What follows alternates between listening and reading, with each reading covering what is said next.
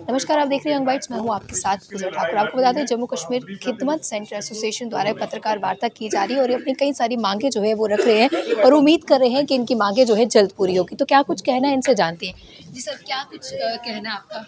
हाँ जी मैम, मैं विकास हूँ जम्मू से। और जैसा कि आप देख रहे हैं, ये हमारे खिदमत सेंटर का जो मसला है ये बहुत सालों से है, क्योंकि ये करीबन 17 साल हो गए इस चीज़ को शुरू हुए।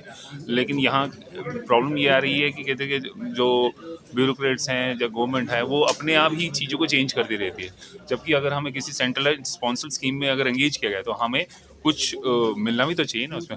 यस, वादे बहुत बड़े बड़े किए गए, लेकिन उसमें सब में कहीं ना कहीं गैप आ जाता है। जैसे हम अपने को कह रहे हैं कि हमें परमानेंट सेटलमेंट पॉलिसी बनाई जाएगी, बहुत सालों से हम बोल रहे हैं। हमें इंश्योरेंस भी मिला है, पीएमओ की तरफ से इंश्योरेंस भी मिला है, हमें गवर्नमेंट की तरफ से इंश्योरेंस कि हम आपके लिए कुछ करेंगे। प्री इलेक्शंस हम उमर अब्दुल्ला साहब से मिले थे और उमर अब्दुल्ला साहब ने भी इंश्योरेंस दिया कि हम आपके लिए पॉलिसी बनाएंगे। जब लेकिन बजट पेश हुआ तो उसमें SRO 202 के साथ हमें कहीं कवर नहीं किया, डेली वेजेस कवर नहीं किए। लेकिन ये हमें उनके ऊपर बिलीव है, क्योंकि ये प्रोजेक्ट उन्हीं की तरफ से शुरू हुआ है। तो उन्होंने हमें ग्रीन सिग्नल तो दिया है इस चीज़ के लिए, लेकिन ये है कि कब करेंगे ये अभी तक नहीं आ रहा है। अभी हमारा मेन मुद्दा ये है कि परमानेंट सेटलमेंट पॉलिसी जब तक इम्प्लीमेंट नहीं होती है, कम से कम हमारा स्टाइपेंड जो इतने सालों से पेंडिंग पड़ा है वो ही रिलीज़ किया जाए, उसको कंटिन्यूएशन किया जाए, ताकि हमारी फैमिलीज़ को सिक्योर हो सकें। अब वो भी नहीं है। फिर इसके अलावा और चीज़ें, ट्रांसफ़र पॉलिसी, जैसे हमारे कुछ बंदे जो है, जो सेंटर ऑपरेटर्स थे, उनकी डेथ हो गई है, तो उनकी फैमिली का क्या? क्योंकि हमने जब स्टार्टिंग में एग्रीमेंट किया था उसमें ये था कि लीगल हायर जो हमारे सेंटर में, मतलब मेरी वाइफ हो गई या कोई मेरा घर का ब्लड रिलेशन का, उसको वो ट्रांसफ़र हो जाएगा। लेकिन सर्टन केसेस हैं हमारे पास ऐसे, 4 साल से पेंडिंग है, ट्रांसफ़र पॉलिसी का कहीं पता नहीं। अपने एंड पे उन्होंने चेंज किया, जो कि गलत है ऐसे लीगल पॉइंट ऑफ व्यू से। तो वो ट्रांसफ़र पॉलिसी भी हम चाहते हैं कि उसको दोबारा होप कितनी है आपको, क्योंकि असेंबली में भी लगातार अलग अलग मुद्दों पे जो है जी, बातचीत हमें होती है। होप पूरी है।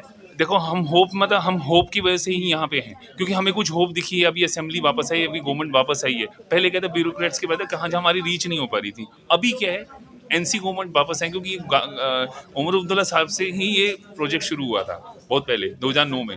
तो लेकिन अगर हमें होप दिख रही है कि वो यूथ ओरिएंटेड नेता रहे हैं, तो वो इस पे वो बात को सुनते हैं और समझते हैं। तो अब ये हम चाह रहे हैं कि वो उसको दोबारा से अपील क्या करते हैं अब आप? अपील मैडम हमारी बैनर पे लिखी है। हमारे बेसिकली परमानेंट सेटलमेंट पॉलिसी होनी चाहिए, जो वो जब तक वो नहीं होती है तब तक आप हमारा स्टाइपेंड कम से कम करिए। और हमारे ये एक जेके बैंक के जो हमारे जो खिदमत सेंटर्स का रूल आउट है, उसको बंद कराना है हमें। क्योंकि जब हमारा ही कुछ नहीं हो रहा तो उनको क्या कैसे करेंगे? जब हमारी फैमिली नहीं ढंग से हम नहीं कमा पा रहे, तो नए एंगेजमेंट कैसे करेंगे? सो ये गैप है थोड़ा सोचने का। अपील करते हैं कि जल्द से जल्द आपकी डिमांड्स जो डेफिनेटली, मैंने 17 साल कम नहीं होते, अब हम कितना वेट करेंगे, ये भी है ना सबसे बड़ी बात। ठीक है, थैंक यू।